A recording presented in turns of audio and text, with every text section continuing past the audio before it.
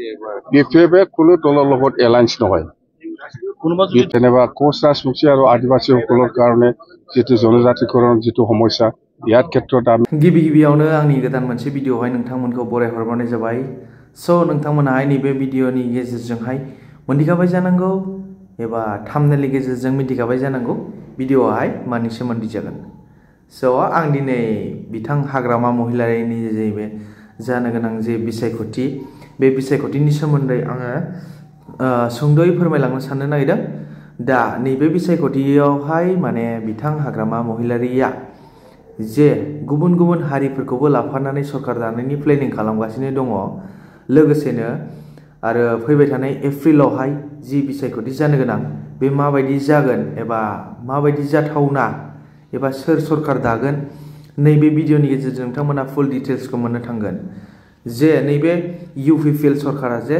बेसेबां उइकनेसआव दङ आरो बिपिएफ सरकारा सिगां माबायदि सालायबोनायमोन नोंथांमोनाहाय नैबे भिडिअ'नि गेजेरजों फुल डिटेल्सखौ मोननो थांगोन जे सरकारखौ सोर दागोन सरकारा सोर सिफाय जागोन आरो नोंथांमोनाहाय भिडिअ'खौ जोबजासिम नायलाङाबा बुजिनाय नङा स' बिनिखायनो भिडिअ'खौ जोबजासिम नायलां आरो कमेन्ट सेक्सननि गेजेरजों नोंथांमोनाहाय भिडिअ'आव मा मा खौरां मोननो हाखो एबा सोरनि सरकारा थाबैनो दागोन आरो फैबाय थानाय 2025आव सोरनि सरकारा गागोन आरो दागोन बेखौहाय नोंथांमोना कमेन्ट सेक्सननि गेजेरजों फोरमायहरदो स' भिडिअ'खौ जोबजासिम नायलांदो ওলোৱা বা নটিফিকেশন ওলোৱা নাই নিশ্চয় হ'ব সময় আছে এপ্ৰিলতে হ'ব নিৰ্বাচন দেই বিপিএফে কোনো দলৰ লগত এলায়েন্স নহয় কোনোবা যদি আমাৰ ওচৰত আহি পেলাই আমাক সহায় কৰিব বিচাৰে আমাৰ আপত্তি কি থাকিব লাগে কিন্তু বিপিএফে নিজাববীয়া ইলেকশ্যন খেলিব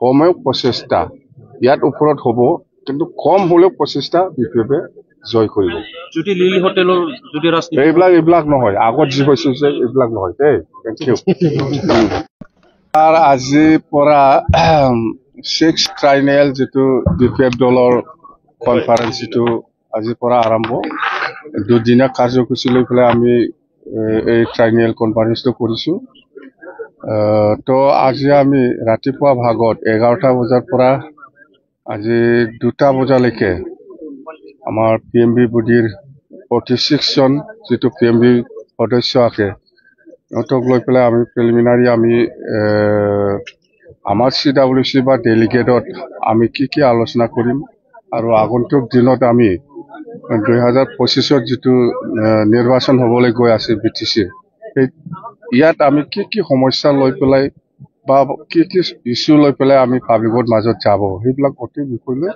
আমি আলোচনা কৰিছো বহুত আছে যেনক এক নম্বৰ কামটো হ'ব আমাৰ 2025ত যেটো ইলেকশ্যন কেম্পেইন বা 2025ত যেতিয়া নাকি বিপিএফ চৰকাৰ আহিব প্ৰথম কামটো হ'ব আমাৰ যেটো 16টা ডিপাৰ্টমেন্টটো প্ৰমোদ বড়ো চৰকাৰ ইউপিপিএল চৰকাৰে ডিস্ট্ৰিক্টত ট্ৰান্সফাৰ কৰি দিছে পাৱাৰ ফাংচন বিলাক এই 16টা ডিপাৰ্টমেন্টটো এইটো আমি আকৌ ঘূৰাই আনিব এক নম্বৰ এইটো আমাৰ এজেন্ডা ইয়াৰ পিছত আমি লৈছো যেনেবা মাটিৰ পাট্টা দিয়া 2005 চনত যেটো ভোটাৰ তালিকা এইটো বেছ কৰি পেলাই মাটিৰ পাট্টা দিয়াৰ যেটো ব্যৱস্থা সেইটো আমি কৰিম আৰু কোচ ৰাজবংশী আৰু আদিবাসী সকলৰ যেটো জনজাতিকৰণৰ যেটো সমস্যা সেইটো আমি আগৰ নিচিনাই বাহাল ৰাখিছো যে এসএটিস আমি আকৌ এনওসি দিয়াৰ কাৰণে আমি পিএমবি বডিত আলোচনা কৰিছো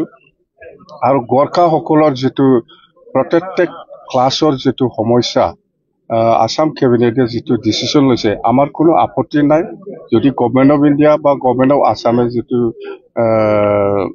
ডিসিশন ল'ব এটোকে আমি ওয়েলকাম জনাই পৰাই গোৰ্খা সকলক এনওসিটো আমি দিম সেইবিলাক কিছুমান সমস্যা আছে আৰু যেনেবা আমি এডুকেশ্যনৰ ক্ষেত্ৰত বিটিসিৰ 4টা ডিস্ট্ৰিক্ট হেডকোয়াৰ্টাৰ আছে 4টা ডিস্ট্ৰিক্ট হেডকোয়াৰ্টাৰত বডোলেণ্ড ইউনিভাৰ্সিটি কেম্পাছ বনোৱা সেইবিলাক আছে আৰু প্ৰত্যেকটা ডিস্ট্ৰিক্ট হেডকোয়াৰ্টাৰত মানে যিকোনো এক্সাম কম্পিটিটিভ এক্সাম যিকোনো চাকৰিৰ ক্ষেত্ৰত ইউপিএসসি হওক এপিএসসি হওক বা যিকোনো ক্লাৰিকেল বা যিকোনো এক্সাম ইয়াৰ কাৰণে আমি ডিষ্ট্ৰিক্টবিলাকক হেডকোৱাৰ্টাৰত এটা এটা কোচিং চেণ্টাৰ আমি BTCয়ে বনাব আমাৰ PMB বডিত আমি আজি আলোচনা কৰিছোঁ। ইয়াৰ বাদেও আমাৰ বহুত আছে। মুঠতে যেহেতু 2025 ইলেকশ্যন হ'বলৈ গৈ আছে, ইয়াত আমি ৰাইজৰ ওচৰত কি কি সমস্যা লৈ পেলাই যাব লাগে সেইটো বিষয় লৈ ভালকে আলোচনা কৰিছোঁ। সেইখিনি কথা, বেলেগ আৰু একো নাই। আৰু আছে বহুত, আপোনালোকে শুনিব। CWCত আলোচনা হ'বলৈ গৈ আছে। মুঠতে 23 আমাৰ ডিচিশ্যন হৈছে। 23টা বিভাগত আমি ডিচিশ্যন লৈছে। এইটো আপোনালোকে অলপ পিছত পাব। আমি এইটো মাইনাছটো আপোনালোকক আমি দিম দেই। এইখিনি কথা। কেণ্ডিডেটটো 31 জানুৱাৰীটো কেণ্ডিডেট কিবাটো এপ্লিকেশ্যন দিব পাৰিব 31 জানুৱাৰীলৈকে। আৰু কেণ্ডিডেটটো স্ক্ৰুটিনি কৰি পেলাই স্ক্ৰুটিনি কৰিবৰ কাৰণে 5জনীয়া কমিটি বনোৱা হ'ব, সেইটো ঠিক কৰিছে। আৰু ইলেকশ্যন মেনিফেষ্টো ঠিক ঠাক কৰিবৰ কাৰণে 5জনীয়া কমিটি বনাইছে আমি। এইখিনি কথা। মুঠতে 2025 নিৰ্বাচনৰ কাৰণে আপোনালোকে পুৰা ফুল চুইং লাগি আছে। 2025 যেনে তেনে BPFে চৰকাৰ গঠন কৰিব লাগে। ইয়াৰ কাৰণে যিকোনো পৰ্যায়ত আমাৰ BPF দলৰ কৰ্মীসকলে কাম কৰিবলৈ ৰেডি আছে। মুঠতে যেনে তেনে চৰকাৰ বনাব লাগে আৰু BTCটো আমি আগৰ নিচিনা BTC জীয়াই ৰাখিব লাগে। BPFক ৰাইজে কি কাৰণে ভোট দিব? এইটোতো এইবিলাক আমি যে অলপ আগত কৈছে, যাতে ৰাইজে ভাল পায়, যিটো কাম কৰিলে ৰাইজে ভাল পায়, সেইবিলাক কথাটো লৈয়ে আমি আলোচনা কৰিছে আজি PMB বডিত। সেইবিলাক ইছ্যুটো যদি আমি কৰিব পাৰে, নিশ্চয় ৰাইজে আমাৰ লগত থাকিব বা ৰাইজে আমাক সহায় কৰিব। যেনিবা আপোনাৰ যিকোনো এক্সামৰ কাৰণে কোচিং চেণ্টাৰ আমি বনাব ডিষ্ট্ৰিক্ট হেডকোৱাৰ্টাৰত 4টা। সেইবিলাক কি বেয়া? বড়োলেণ্ড ইউনিভাৰ্চিটি কেম্পাছ প্ৰত্যেকটা ডিষ্ট্ৰিক্ট হেডকোৱাৰ্টাৰত বনাব, সেইবিলাক কি বেয়া? এইবিলাক আৰু কি। আৰু যেনিবা কোচ ৰাজবংশী আৰু আদিবাসীসকলৰ কাৰণে যিটো জনজাতিকৰণৰ যিটো সমস্যা, ইয়াৰ ক্ষেত্ৰত আমি আগৰ নিচিনাই বাহাল ৰাখিম। আমি আকৌ ছাপৰ্ট কৰিম, আকৌ NOC দিম। গোৰ্খাসকলৰ ক্ষেত্ৰত যিটো প্ৰটেক্টেড ক্লাছৰ যিটো সমস্যা আসাম কেবিনেটে পাছ কৰিলে, সেইটো আমি ছাপৰ্ট কৰিছোঁ। যদি এছেম্বলিত পাছ কৰি পেলাই যিকোনো আইন যদি আসাম চৰকাৰে বনায়, ইয়াৰ কোনো আপত্তি থাকিব লগা নাই। কিন্তু অকল কেবিনেট পাছ কৰিছে, এইটো আসাম এছেম্বলিত পাছ হ'ব লাগিব বা দিল্লী পাৰ্লিয়ামেণ্টত পাছ কৰিব। তো ইয়াত আমাৰ কোনো আপত্তি কৰাৰ কোনো প্ৰশ্ন নাহে।